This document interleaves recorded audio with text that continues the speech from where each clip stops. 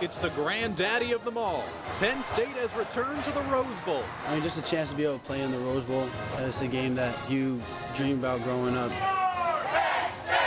Thousands of fans from northeastern and central PA made the trip to root on the Lions, see the sights of Southern California, and truly smell the roses, the rich Rose Bowl traditions.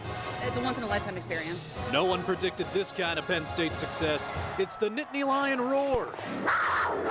Restored. From WNEP, the news station, this is the Roar Restored. Penn State's road to the Rose Bowl. You are looking live at LA Live. We are here for the Roar Restored Penn State in the 103rd Rose Bowl game against USC. We're here alongside John Meyer. I'm Landon Stolar, and we're getting set for Penn State against USC. This is quite the scene, John. And what a scene. There are thousands and thousands of Penn Staters here, including a lot from northeastern and central Pennsylvania.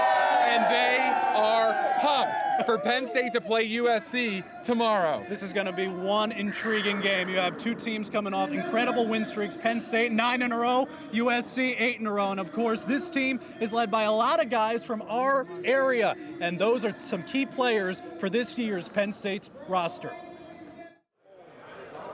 From freshmen to senior captains, the Nittany Lions have plenty of Northeast and Central PA ties. Von Walker might be injured for this game, but the Central Mountain grad embodies what it means to play at Penn State. Yeah, I kind of felt like I was always going to come here. I just lived so close, and it was such a big deal and so prestigious to me. And I always looked up to, the Penn State players. Being here now, it's just kind of surreal. Like, you think back, but you forget how things used to be. Just get caught up in the moment. But this has been the greatest experience of my life and the best decision I've ever made. And his teammates couldn't be happier to have the two-time captain by their side. I mean, every time I lined up, he was next to me. So, I mean, me, him, and Nick Scott kind of always messed around for a kickoff. After I started tackling people, I'm like, well, I'm going to go get the tackle this time. And, because both of them think they're going to tackle the guy every single time. And for the most part, they do. So, just the fact that they were so, Vaughn led us. He was the reason that our kickoff team was so special. Everybody really respected him, especially in the locker room, everybody in the coaching staff and things like that, because, he just really exemplified what Penn State is all about, and for the fact that he's been a great role model for the young guys and someone to look up to and strive to be like later on in their careers. And linebacker number 25, Von Walker. For people just to, realize exactly what Von Walker brings to the table, then you realize that this really is a special team. With a lot of special players, guys like Lewisburg's Brandon Smith. We got a lot of good guys here, and Coach Franklin, Coach Pry, and Coach Moorhead, the rest of the staff. They've done a really great job of recruiting the right kind of kids and bringing in a lot of good talent and, getting Penn State back to where it should be. Succeeding with the right kinds of people. Smith is driven by his faith. He's made mission trips, both home and abroad, to Honduras. It's really humbling to see, just what other people don't have or what they do have and how happy it makes them, even though it's so little. And that's something that's really changed me. I don't like to take things for granted, and especially an opportunity like this, try to make the most of it. And, I'm so blessed by God and given so much, so it's just a way to try and help some other people out. Always nice to see a good kid find success. He's a guy that comes to practice every day with a positive attitude, one of our most important core values, and just works. He doesn't complain. He always puts his head down. He's an all-around good guy, and, I'm very happy for him. Other locals include Ryan Monk and Noah Bay, long snappers Zach Ladonis and Kyle Vasey. Freshman Connor McGovern from Lake Lehman was thrown right into a starting role. They're all at the Rose Bowl. It's just a giant honor for the entire team, basically. We knew we were going to have a good year this year, but no one really expected the Rose Bowl, to be honest with you. But just a great thing.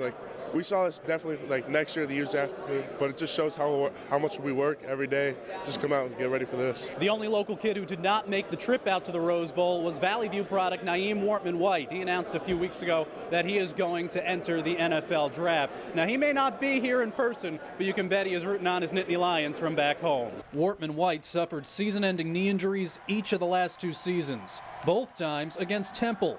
So as he gets healthy and prepares for the next level, his teammates are smelling the roses. To think about like where we came from, where this program was when we first came in, and to where we're at now, to have this patch on our jersey and just be a part of this history of the Rose Bowl is just an unbelievable blessing and experience to all the guys on this team. And welcome back here to the Penn State Pep Rally. And one of the people you saw in that story was Connor McGovern. He is a freshman from Lake Lehman. I just happened to be joined by his mother, Maureen. And what has this whole experience been like here? Surreal. We came down with a bunch of family and friends that supported our team the whole season. We had 3 RVs that would come every home game. We probably had 50, 60 people from our area every home game. And Indianapolis and Indiana and Purdue, and it was just an amazing season for all of us. And Connor, just a true freshman. I mean, for him to be thrown into a starting role, what was that like for you guys? He was ready to do that. He made that goal in his mind when he decided to come in January. He was going to challenge anybody that needed the challenge to be there, and he did. So it was all on him. Thank you so much, Maureen. Thank you all for being here. And John, we'll bring you back in here. All those local players, a huge part of this team, but all these fans, also a big reason of what this atmosphere is like. It really is, and you know, so many of them made the trip from northeastern and central Pennsylvania. We have all kinds of our area represented here today. And are you guys having fun out here? The weather hasn't been perfect. It's sunny now, but I will be honest, it rained a little bit for the start of our week. But it has been a lot of fun to be out there, and there's so much more to this trip than just the football. So let's take a look at what some of the fans have been up to. That's the sound that echoed through the streets of downtown Los Angeles first thing New Year's morning. Yes, those are all fans from our area making their Penn State voices heard while on a bus tour of Los Angeles. It's unbelievable. It's really the trip of a lifetime for me. This is amazing. I never thought I'd be out here. Out here means Hollywood, Rodeo Drive, the Pacific Ocean. And at every tourist stop in the LA area this weekend, it's easy to spot the blue and white. This is a weekend that's so much more than just a football game. Oh, it's terrific. It's like a Penn State tailgate for a whole weekend. A Penn State flag at the base of the iconic Santa Monica Pier, just one example of how LA threw out the welcome mat for Pennsylvanians, making memories on the West Coast. Even New Year's Eve was a Penn State party for the Thompson Tours group out of Lackawanna County, ringing in 2017, Nittany Lions style. It's the best New Year's ever. It's fabulous. We're having the greatest time out here. Of course, these fans did make the trip to see their beloved Lions. None of them dreamed their favorite team would bring them here. I think Coach Franklin did exactly what he needed to do. He brought the university together at a time we needed it the most, and it's just brought such excitement back to the school. And we were here 22 years ago with Kerry Collins and that group, and we won, so we're looking for a victory again. We certainly are looking for a victory again. Now, some of our fans that were gathered here, they wanted to go watch the pep rally, which is going on right back here. It is tough to tell, but the fans, that is the back end of the fans. That goes on the entire block. This is a huge crowd you are looking at here at LA Live. It is really quite a scene. The president of Penn State just talking to this huge crowd here now. Landon, we have been standing here, and it is amazing how they just kept coming and coming and coming, the fans. Throngs of Penn State fans. They said they were expecting about 10,000, and just guesstimating, I'd say they're close to that here. I think they're right. Yeah, but all these fans have come to watch a football game. That is why they're here. The 103rd Rose Bowl game between Penn State and USC, two of the hottest teams in the country, number 5 versus number 9. This is expected to be a classic. Penn State hasn't played in nearly a month. And that went pretty well, but the last thing the hottest team in the country needed was 4 weeks off. But they're not worried. They like it. Playing 9 games in a row and, going into the postseason of the Big Ten championship game. Guys kind of needed to get their bodies back. I think that's been the best thing for us is get guys healthy. If you had any kind of bumps and bruises by now, all that's kind of gone out of you, and you're feeling good. So in the classic rest versus rust argument, the Nittany Lions keep it simple. The coaches have done a great job with scheduling and practices and all that kind of stuff to make sure that there is no rust and that we're going to be back to our top form and kind of a stay ready so you don't have to get ready mindset. I think you guys know I'm pretty much a routine guy. So our routine has not changed this week compared to how it's been all year long. So today we got our normal, I think, Thursday practice. Then we'll go do our normal Friday walkthrough and then get ready for the game. A game they hope goes just like the last 9. A win with a heavy dose of Saquon Barkley. But both teams know that. It's kind of like how it's been all year. A lot of teams have been focused on a run because early on in the middle of the year we were really successful with the run. Not only myself, but all the running backs and Trace running the ball. It's going to be a hard time trying to stop him because we all know what kind of runner he is. We got to tackle him with 2, 3, 4 of our guys just to get him down. But that may be just what Penn State wants. You focus on one part of our game too much, we kind of beat you with another part of our game. I feel like we've been really showing that we're a balanced team, that we can run the ball, that we can pass the ball. Trace been really explosive throwing the ball, and our wide receivers and tight ends are making really explosive plays for us. So if you focus on one thing, just open up other things for the rest of the guys on offense. So you just got to be patient with it, and when it comes to you, take advantage of it. Back here at LA Live, and just to give you a little visual of where that is, it's right across the street from the Staples Center, and you can see the pep rally continues behind us. The players are going to show up here in a little bit, of course, and as you can take a look at the pep rally and some very, very big crowds of a lot of local fans. Now, before all those fans get to the game tomorrow, John, they're going to be going to the parade, and that's another Rose Bowl tradition. Yeah, Landon, this isn't all about football. First come the flowers. And not only can the fans go to the parade, but they got to see those floats that you'll see tomorrow on television. They got to see them firsthand. Some people from our area got to make those floats. That's coming up as the Roar Restored rolls on.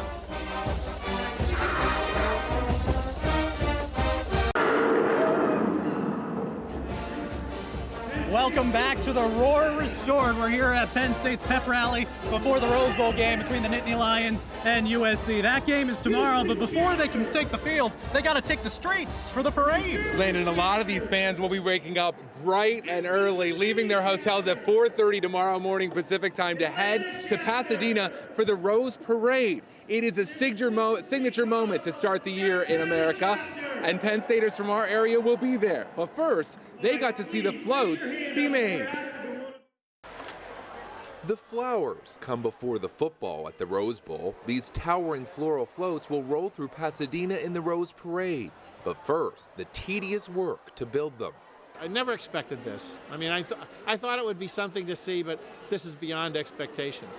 Ned and Karen Sodrick from Shamokin were among many Penn State fans who got a tour of the float construction. Daryl Hoffman from Milton was fascinated watching and learning. It's pretty cool just talking to this guy here and the hours he put into putting some of the stuff underneath it, lima beans, all kinds of stuff. It's just amazing. But while most Penn State fans watched flower after flower create float after float, some helped make the magic themselves. So many people walking by taking pictures. We are, so it's really great, yep. The Bart family from the Hazleton area were among the volunteers building the Toys for Tots float, Suzanne Bart's dream. It's been my mom's bucket list, as she mentioned, for as long as I can remember. She's always said, if we ever go to the Rose Bowl, I am decorating the floats. It's the one thing I want to do. She's always loved flowers. And as you come in, you have an orientation, and then they just take people to different stations. They show you what to do, and you just do it. And so the Barts pinched and glued mums that became the flowery fur of a bear and giraffe.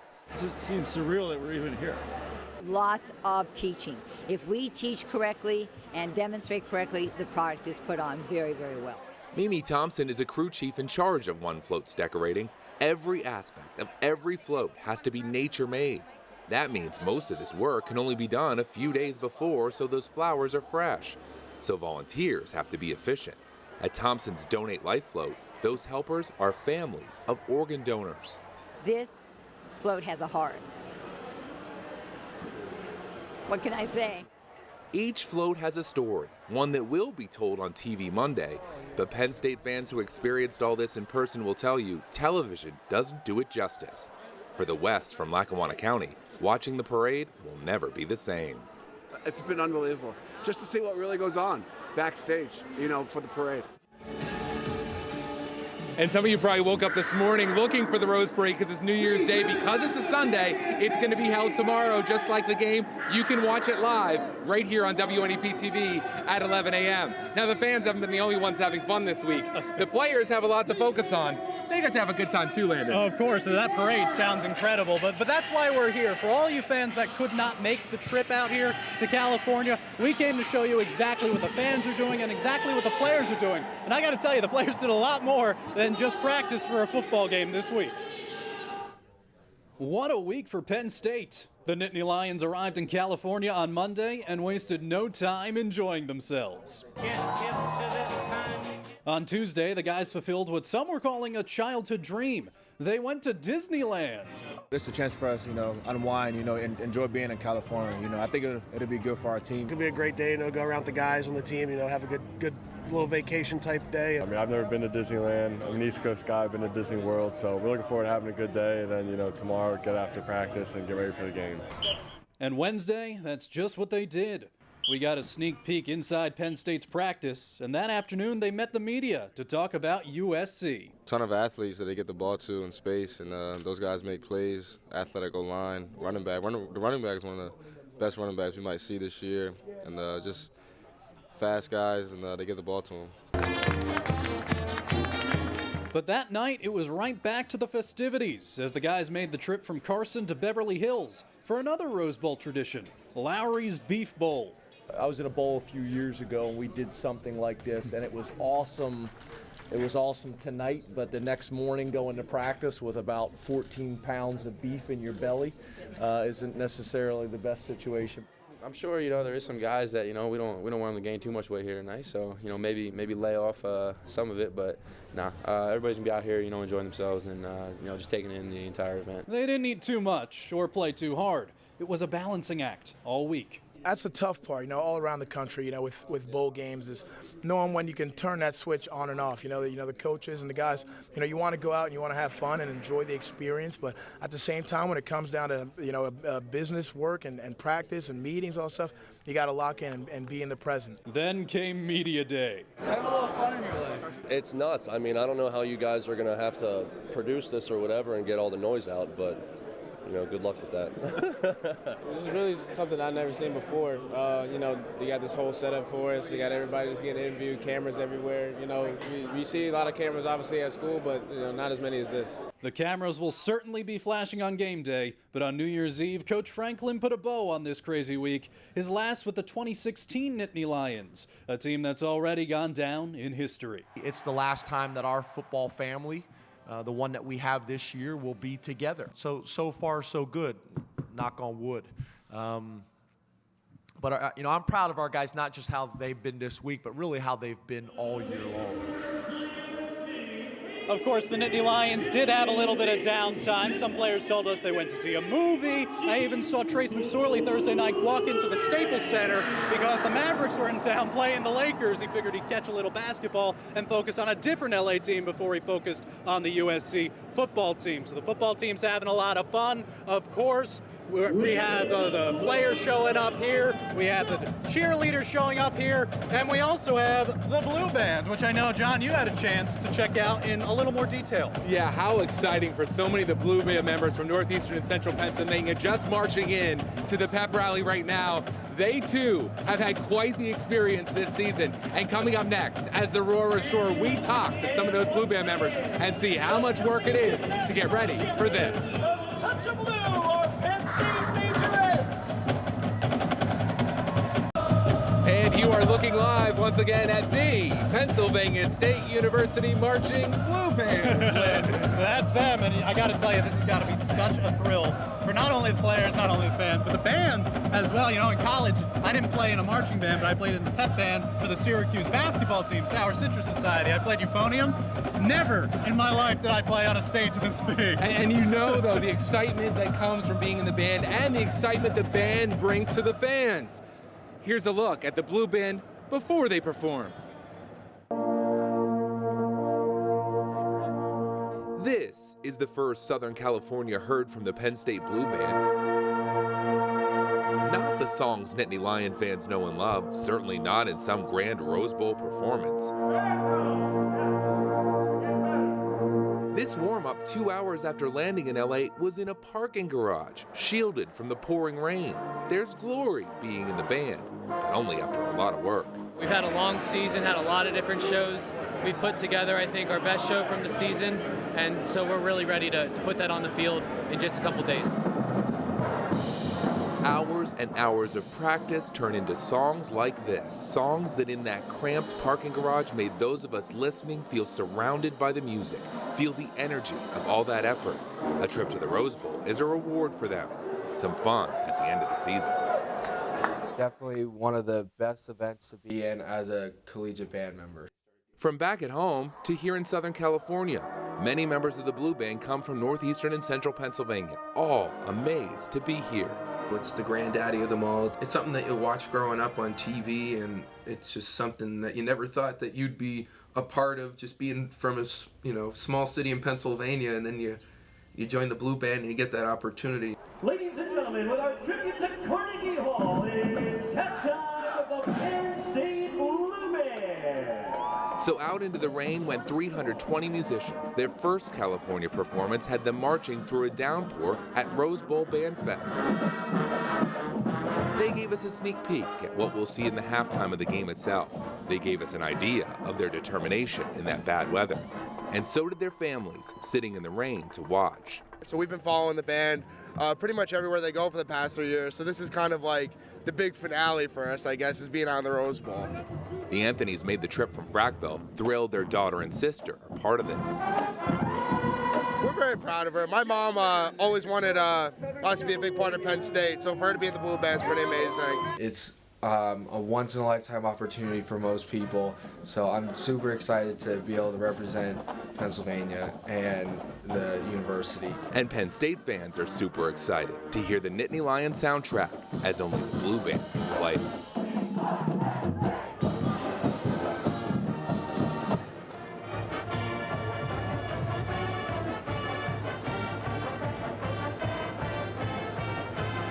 And that is the Penn State Blue Band playing live at the pep rally here. All that work all year long. How excited they must be to play in front of all these fans and at the Rose Bowl tomorrow. This is really an incredible scene, John. There's so many people here at the Penn State pep rally, nearly 10,000. We will be right back here on the Roar Restored.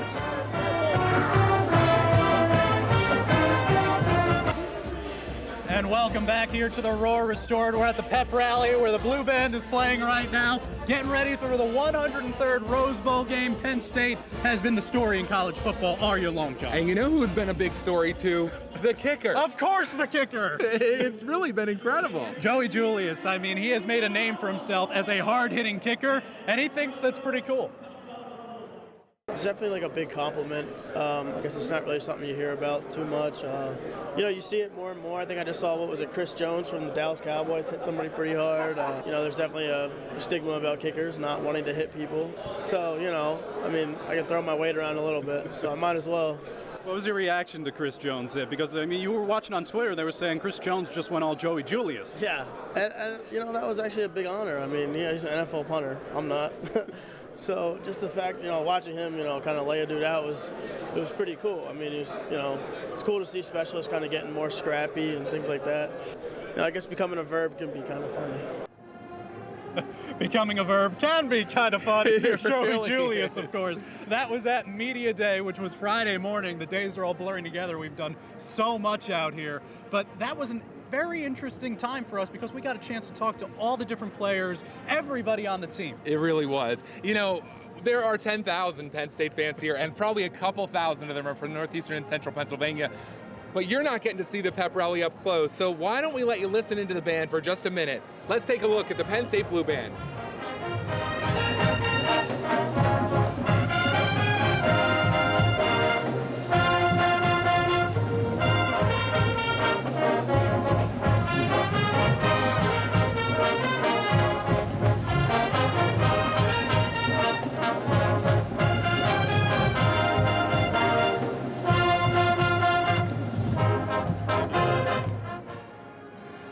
And back here with us, Landon, let's make some predictions about the game tomorrow. What are you thinking? It is a football game, of course, and this is one of the most anticipated bowl games out there. I mean, the two national semifinals turned out to be duds, right? Both blowouts. I do not think this is going to be a blowout. These are two of the best offenses in the country. Penn State nearly 37 points per game, and USC is scoring 33. I think this might be a close of the average kind of games. I'm going to take Penn State. I think they're going to get their 10th straight win, their 12th win of the season, but it's going to be high scoring. I have all the faith in the world that Penn State's going to keep going on this roll that they've been on, but it's going to be high scoring. I'm going to go 35-27. Penn State's going to win the Rose Bowl. You know, I was going pretty close to that. I was actually thinking about 35, maybe 35-21. Okay. That Penn State will do. I really do think it's going to be quite a showing by the Nittany Lions tomorrow, and we're not going to get into the whole controversy about them not making that playoff. That's a whole other topic. Especially after Ohio State played the way they did. You can all debate that at home. We're going to be here with Penn State fans. We have so much more coverage to come from Southern California. It's been fun being with you the past half hour. Yes, thank you for watching the Roar Restored. This really was an amazing scene, John. And we'll see you later. Happy New Year, Northeastern and Central Pennsylvania. Thank you for watching.